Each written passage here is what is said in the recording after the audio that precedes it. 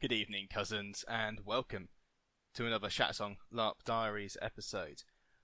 We're going to be looking at the gods of Menhirs' fate. And I hear you ask, Chris, why on earth did you promise us in the last chronological video that all of the following episodes were going to be about the skills and the combat mechanics? That's because I lied, dear listeners, and I will continue to do this to you. If you don't like it, skip this episode and go to the next one that talks about, I think it's going to be faith skills. I haven't recorded it yet, as you can hear. And on top of that, I will have recorded it by the time you listen to this, because I'm pre-making episodes for when I'm away. So isn't it wonderful to get confused on a Thursday night? But, do you know what else is confusing on a Thursday night? The gods of Menhirs' fate. Specifically, the Jester, the Trickster, and one I might have borrowed from for that, I was going to say comedic intro, but if you laughed at that out loud, I mean, thank you, that's flattering, but it wasn't funny. It wasn't very funny. If you want something really funny to tell your friends, and this I'll give you for free, is a little one-liner joke. What do you do when you see a fireman? You put it out, man. Right, let's go on for the Jester. So, the Jester, the god of performance and trickery. Their domain looks over all those would-be bards. Excuse me, he's trying to choke me for beyond. Would-be bards, poets, witty dealers, and artists. They love all forms of performance, be it a shy child singing their first song, to a magician in front of a crowd, or a story being told through tears at funeral. The Jester loves those that celebrate and work the arts and their known aspects also into that. Can I read? And work the arts and their known aspects do... Oh, sorry. The Jester loves those that celebrate and work the arts, and the aspects of the Jesters, which are like their heralds, also do. There we go. Trickery dedicated to the Jester must have a purpose, as they do not care for pranks purely for the sake of it. Satirical performances, holding the powerful to task, con artists fooling supplies out of resource hoarders or war profiteers, and deceptions designed to inspire or teach people are examples of worthy acts in the Jester's name. Cool. Alright, it's Segorah. It's the laughing god. Excellent. Good shout. Right, trickery must have a purpose, one of the key tenets of the Jester. Deception should entertain or teach a lesson. Lies and pranks for the sake of cruelty and greed are not the Jester's way. 2. Find joy in all things. Life should be celebrated, even in sorrow. Laughter, music and performances uplift the spirit and soothe the grieving. 3. The show must go on. Art persists through all hardships, and one should always find a way to create and perform. Symbols of the Jester include the paintbrush, the dice, and the musical note. If you want to leave a calling card for doing... Now, does pranks and theft come under the same... Maybe, I'm thinking you nick something from someone, you leave a calling card with a clue, takes them to a spot where they see something that should change their behaviour. Perhaps they're, let's call them a wealth hoarder, and then you lead them to a soup kitchen. And then there's another card there that leads them back to their stolen purse, and hopefully they've learned a lesson on the way. That sounds like a really cool, good baddie, Robin Hood style, to interact with the game in the name of the Jester. Sounds pretty cool. I like it. So, aspects of the Jester. The Merrymaker. Joy is a performance of its own, and the Merrymaker exists to ensure it is never forgotten. This aspect appears where laughter, song, and dance thrive, taking on many roles. A grinning reveller clapping along to the beat, a stranger pulling hesitant dancers into the circle, or even a soft voice urging a lonely soul to listen to a quiet tune. Their presence brings warmth, but they do not linger where merriment fades, and a sullen merrymaker is a rare and terrible sight. The Trickster is the playful hand of the Jester, his second aspect, ever seeking the thrill of mischief and deception. but their tricks are never idle. A well-placed jest can humble the arrogant, a clever scheme can upend a tyrant, and a well-crafted illusion can reveal truths hidden behind lies. They are drawn to those who wield wit and cunning or delight in turning the world on its head, for there is often the clearest wisdom in chaos and confusion. And finally, the troubadour. The jester despises the idea of a world that ignores art, and the troubadour ensures that none forget its value. This aspect walks among the streets, taking the form of a lone performer, a musician playing for passing strangers, a poet reciting to an empty square, or an actor crafting a scene for no audience but the wind. Those who pause to listen and truly appreciate the gift of creation may find their generosity returned in unexpected ways. But those who walk past unmoved, blind to the beauty offered freely before them, may later find themselves longing for a song they never heard, or a tale they will never know. Interesting. So I think any bards you want to play, the Jester is very much there for your troubadour types. The Merrymaker, if you want to go along and like shitpost and just have a good time, drink and share ale, great. That's literally in the lore. You're a maybe not a servant, a follower of the Merrymaker, and all linking back up to the Jester. On top of that, talked about the trickster thing with the Robin Hood style, steal someone, lead into a soup kitchen, yada yada. I like it. Good God. Solid 7 out of 10. I don't think that's anything particularly new, but in terms of roleplay mechanics and encouraging people to create game for others to engage with, thumbs up. 7 out of 10. Next up, god number 2, the Hearth. The Hearth is the god of home and health, and their presence is felt wherever warmth and care are shared. They watch over the flickering campfires of weary travellers, the sick struggling through misfortune, the healers who mend bodies and spirits, and those who open their homes to others. The Hearth embraces all, but they are especially drawn to places where Elandrians physically, mentally, or spiritually support one another. The Hearth's presence can be felt wherever kindness is offered, community is found, or a meal is shared. Soup kitchen, I'm telling you, thing of the future. Right, tenets of the Hearth. Healing hands need open hearts, tend the fire, and be the shelter in the storm. And these broadly mean care to the wounded, sick and weary. A fire left unattended will fade, so too will love, trust and kindness, if not nurtured.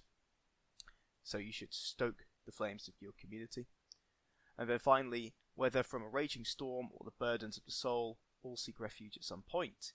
Be the steady hand, open the door, and be the comforting presence that provides safety without question.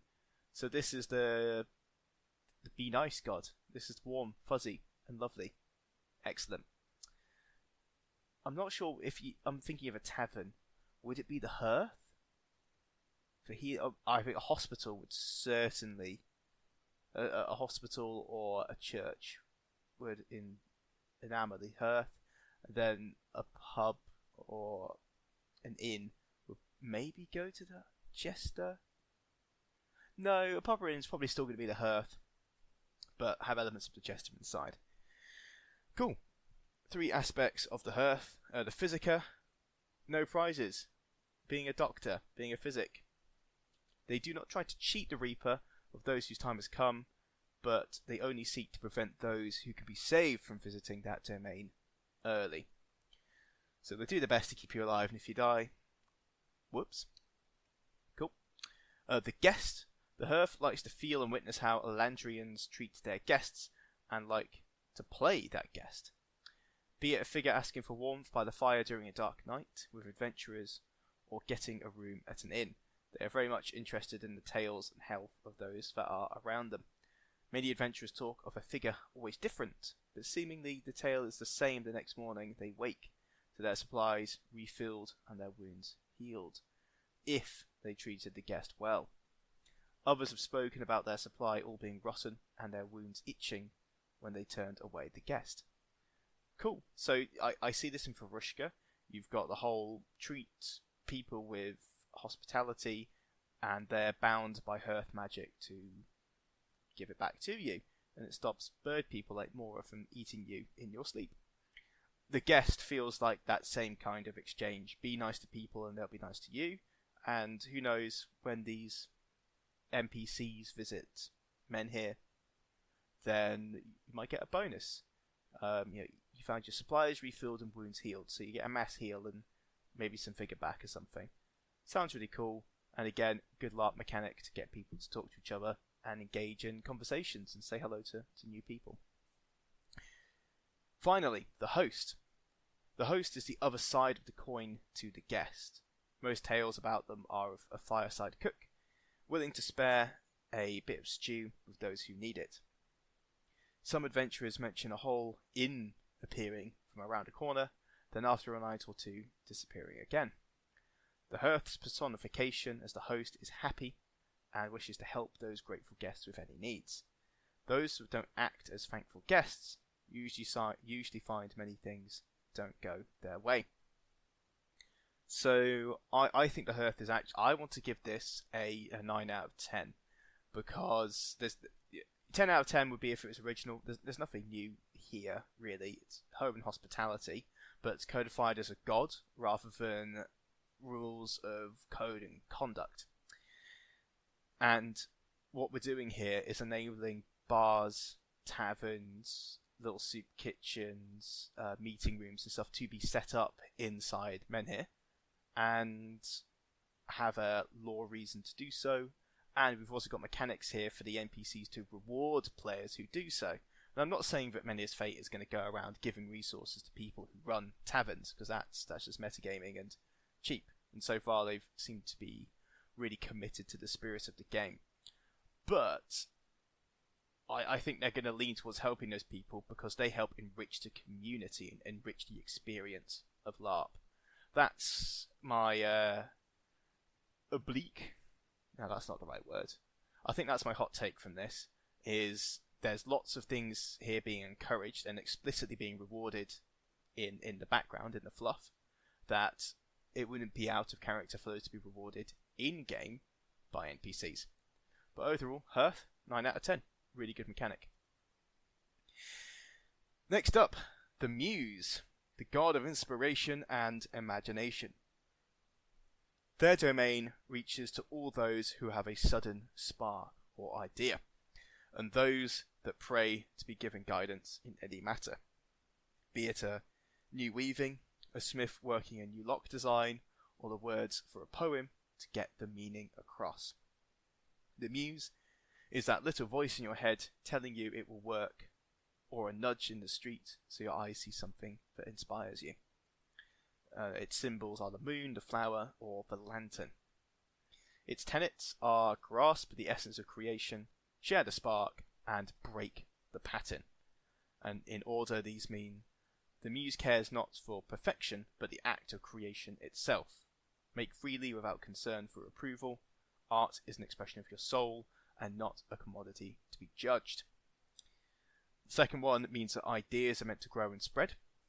And the third is that routine dulls the mind. So when you're in a rut, step away from the familiar and embrace the unsure. Aspects of the Muse include the euphonist, the vision, and the philosopher. So the euphonist is the gentlest manifestation of the Muse, whispering inspiration to those who are open to listen.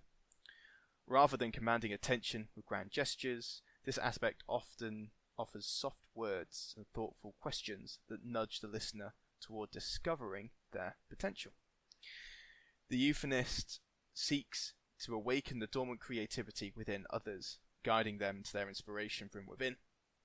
Often they are seen in quiet moments, speaking not with force, but with the kind of encouragement that makes one believe that they've always known the answer and just needed the right nudge. The aspect of the vision, sometimes seen in a hazy moment between waking and sleeping, is often thought of an idea that comes into being overnight. The vision is an aspect who pulls the subconscious through thoughts and towards an idea that often provides focus to those who have begun creating something, but just cannot find the spark needed to finish them. And finally, the philosopher is not only concerned with having ideas and providing them, sometimes the philosopher wants you to know why you want to do something, and consider this just as important. The motivation for doing something is a key component of inspiring you, and questioning your reasons to inspire a new approach. This aspect loves to debate the why, and will usually give the mind something to think about. Interesting. So I would have thought the Muse might be for poets and songwriters, but that seems to be more the Jester's troubadour performance and creativity side. I think the Muse can still apply to musicians, but this feels more broad. This is about, why are you doing something? What are you trying to achieve? What's your spark? What's your edge? And I could actually see, I was going to say politicians and the like. I think this, for those who want to make change, meaningful change, could follow the Muse. But also warriors, like a new art of combat, or a new unit, or a new way of leadership, or you want to reclaim some of your home territories. I think the Muse actually can apply pretty well here. I'm going to give this an 8 because I don't think it's particularly common. It's inspiration, it's sparks and ideas. But again, codified as a god, so anyone can be a religious character following this.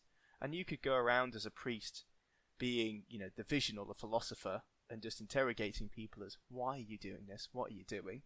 And then give them that soft interrogation to really understand what they're trying to do in game. So am I trying to build a business?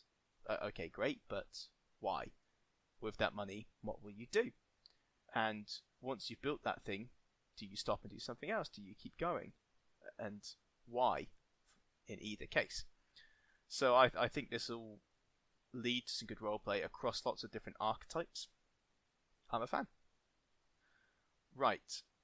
How many gods have we got in total? We've got the Smith is up next, but that's been 4, 8, 12. Cool. We'll split this into 3 parts. The fourth god, the Smith. There are no prizes for guessing what this guy does. The Smith is the god of creation and productivity, overseeing everything forged, crafted, or repurposed. From the construction of grand castles by teams of skilled builders, to a solitary seamstress and their delicate needlework, the Smith's domain is rooted in the act of making. They take joy in watching people shape raw materials into something new, and in the ingenuity of turning what was once considered old or useless into something functional again. Its symbols include the hammer, the anvil, and the gem. So, tenets of the Smith. She wants to reforge what is broken. She wants perfection through process, and she wants to break the pattern. A bit similar to the Muse, actually, breaking the mundane, but breaking the pattern. Interesting. Alright, so for the first one, reforging what is broken, whether an object, a person, or an idea, take what it is damaged or forgotten, and then we must reforge it and breathe new life into it. In repair and transformation lies new strength. From perfection through process, mastery is not gifted but earned. It is found in the dedication and skill poured into every step along the path of practice. Embrace the journey of creation. For every paled paw, warped blade, or snagged hem is a lesson learned on the road to excellence. So Thomas Edison. Finally, breaking the pattern. Born from water, we are forged in fire. It is in the heat and pressure of the forge that the strongest creations are born. We are at our best when we are growing, so challenges and difficulties are not to be feared, but welcomed and overcome. Aspects of the Smith include the collector, the miner, and the builder. So the collector embodies a deep appreciation for craftsmanship and artistry, fascinated by the value of creation, but not in the monetary sense, but in the dedication and skill put into every piece. They seek out objects of fine craftsmanship, inspecting them carefully and learning from how the maker was poured. Learning from how the maker and learning from the maker and understanding how they've poured their heart into their work. The collector often purchases these pieces, sometimes reselling them for less, so others can witness their beauty and appreciate the hands that shape them. For the collector, the worth of an item is defined by the story it tells and the mastery behind it, rather than its price tag. So if you know the Imperial Orcs well in Empire, you've got items have worth or stories behind them. Very similar here, if you want to pick that up. The miner is a humble, hard-working aspect of the smith, embodying the grit and perseverance needed to gather the raw materials that fuel creation. Covered in the grime of their labour, the miner spends their days deep within the earth, searching for the ores, stones and materials that are the foundations of great works. Often overlooked in the bustle of creation, the miner draws satisfaction from their quiet work behind the scenes. Followers of the smith may find themselves blessed by the miner's touch, with materials appearing just where they are needed, left by unseen, soot-stained hands. So for the, I was about to say mole people, that's what we've been calling the nation that, is it Cyrodonia, I believe? I hope I've got that right, but it's the one that wears all black jumpsuits, lives underground, highly ordered society, a bit militant, and with UV paint on them. Sounds like a perfect aspect for them. And then finally, the builder is the meticulous, patient hand that ensures things are made strong and true. They are concerned with integrity, from the tallest fortress to the most intricate clock. They never rush to work, but offer advice, tools, or assistance to ensure it is done properly. They see every project as an investment in the future, ensuring that the bones of creation are solid and enduring. So the builder, obviously, an actual artisan, a manufacturer of goods, but I can see politicians leaning into this again. If you want to build something, a new way of doing things, the builder's for you. You invest in the future and make sure the bones of creation are solid and enduring. So even if you've got a business, for example, and you're crafting a process that is efficient and robust and easy to understand, the builder might just be for you. Alright then, so there's the smith. I'm going to give that a 5 out of 10. It's the generic crafting god. The aspects, there's nothing wrong with them, but I don't see anything particularly new here. And in terms of the actual mechanics and LARP interactions, obviously it's for the artisans, great, but I don't see any real crossovers with other archetypes, and artisans are quite niche. I think a collector could be a tradesperson, the miner could be a whole nation, so this might affect more people like the Cyrodonians, and the builder could apply to a politician or to a business person as well, but I think these are grasping a little bit more than, say, the Hearth, for example, that gives you clear direction on how to run a pub, how to run an inn, and the kind of rewards you can expect from that. The smith is more about make something nice, ensure that it's nice. Thank you, goodbye, here's some rocks, do it again. I'm massively paraphrasing, but that's my overall vibe. But there we have it, dear cousins, the first 4 gods of the Jester, the Hearth, the Muse, and the Smith. I really like the Jester and the Hearth. The Muse is an interesting concept, and the Smith is exactly what you'd expect it to be. So far so good. We've got 8 more to go, but I'm going to do those in a different episode. So until then, TTFN, ta-ta for now.